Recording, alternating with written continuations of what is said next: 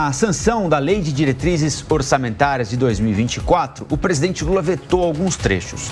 Um deles, como está na capa, na manchete dos principais jornais do país, a criação de um calendário para distribuição de emendas impositivas. E o Congresso não gostou nada disso, ou parte dele, pelo menos, né? A reportagem é da Janaína Camila.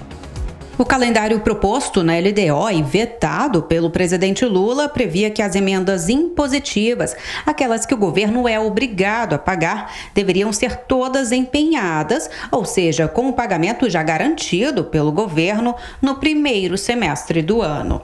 As emendas impositivas são as individuais, apresentadas por cada parlamentar, ou as de bancada, apresentadas pelo grupo de parlamentares de um mesmo estado, e representam um forte mecanismo político, já que os recursos devem ser destinados para projetos nos municípios de origem dos deputados e senadores.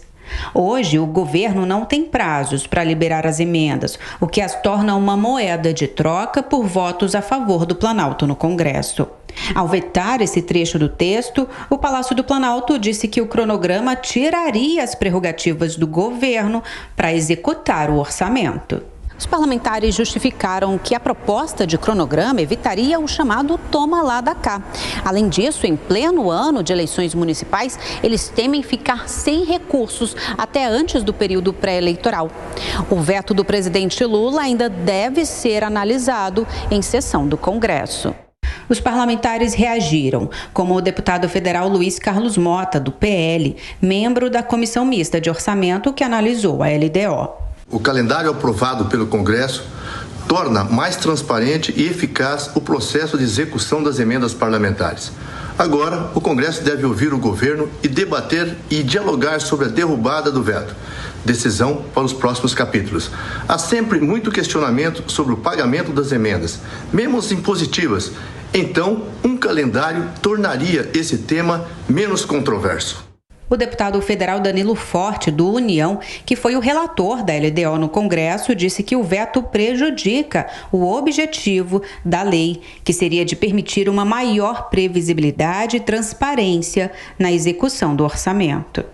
Tudo foi acordado, foi a primeira vez que nós fizemos na LDO um acordo de plenário. Não teve aquele negócio de sair para uma salinha e deputado pedir uma liberação, ou uma emenda, ou um cargo no governo, para votar o orçamento, não. Nós fizemos no plenário, com todo mundo presente. E o que o governo impôs naquele momento foi que nós aprovássemos 5 bilhões de investimento das estatais no PAC. E nós aprovamos. Em troca disso, nós tivemos, inclusive, a inclusão, né, e a garantia que o seguro-safra não seria contingenciado, e foi. Então, eu acho que está faltando aí um diálogo melhor dentro da base do próprio governo. Para o deputado federal Bongás, do PT, que também participou da análise da LDO na Comissão Mista de Orçamento, o cronograma representaria um privilégio ao Congresso. O que o Lula faz? Corrigir essa distorção. Porque o Lula respeita o povo brasileiro e respeita o Congresso. Porque ao respeitar o povo brasileiro, vai garantir que durante todo o ano, tanto os recursos para todas as áreas sejam pagas aos programas do povo brasileiro, e respeita o Congresso, porque o Congresso também terá, até o final do ano, porque a LDO é de todo ano, terá também o pagamento das emendas parlamentares. Portanto, o veto foi a coisa mais acertada que o presidente Lula fez para ter respeito ao povo, ao Congresso e não ter o privilégio aos parlamentares.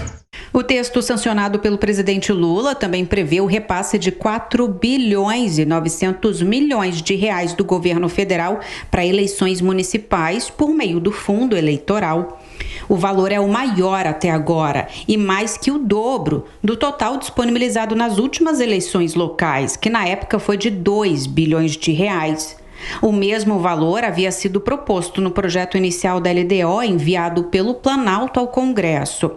Para compensar, os parlamentares diminuíram o valor que seria destinado para as emendas de bancada, que passou de 12 bilhões e meio para 8 bilhões e meio. Essa negociação, por um valor maior para o chamado fundão, foi apoiada pelo presidente da Câmara, Arthur Lira, mas não pelo presidente do Senado, Rodrigo Pacheco, que tentou manter a proposta inicial do governo, argumentando que as eleições municipais têm um custo menor que as eleições gerais. Ao final do processo eleitoral, os partidos deverão prestar contas ao Tribunal Superior Eleitoral e, se houver sobras do recurso recebido, o dinheiro deverá ser devolvido para o Tesouro Nacional.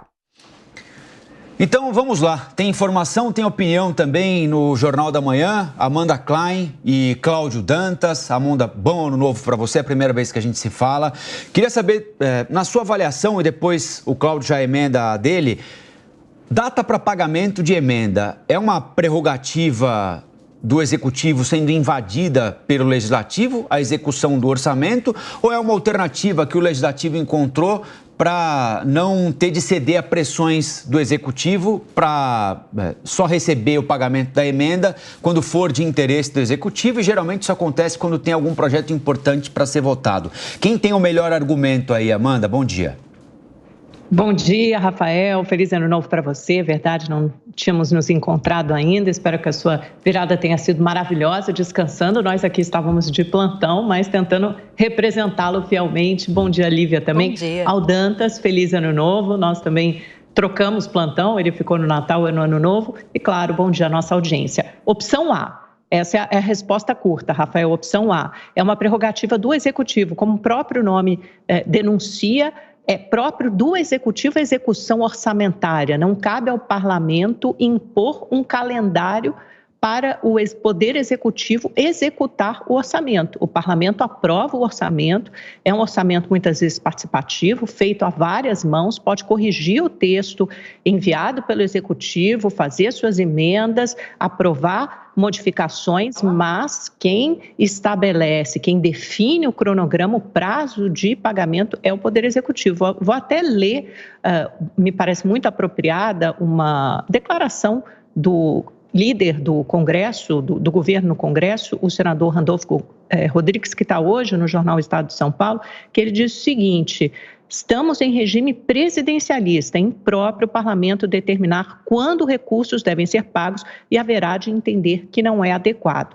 Como pano de fundo, a gente tem, na verdade, uma grande queda de braço, uma briga por poder que vem, desde 2015, aumentando em favor do Legislativo. Por quê? Eu até tracei um breve histórico. Em 2015, para vocês terem uma noção, o valor das emendas parlamentares, juntando tudo, né, impositiva, bancada, etc., e outras, muitas foram criadas e alargadas nesses últimos anos, era de pouco menos de 10 bilhões de reais, cerca de 9 bilhões de reais. Hoje, esse valor aprovado para o orçamento de 2024 supera os 50 bilhões de reais, ou seja, quintuplicou em menos de 10 anos. Não se sabe o que justifica isso. E as emendas se tornaram impositivas. Primeiro as individuais, ainda na gestão de Eduardo Cunha, à frente da Câmara, depois as de bancada, agora tem as emendas de comissões que basicamente substituem o orçamento secreto, eram de 6,5 bi no ano passado, hoje já são mais de 11 bilhões de reais, acho que até 15, 16, né, Dantas, me corrija se eu estiver errado, vou olhar esse número aqui rapidinho,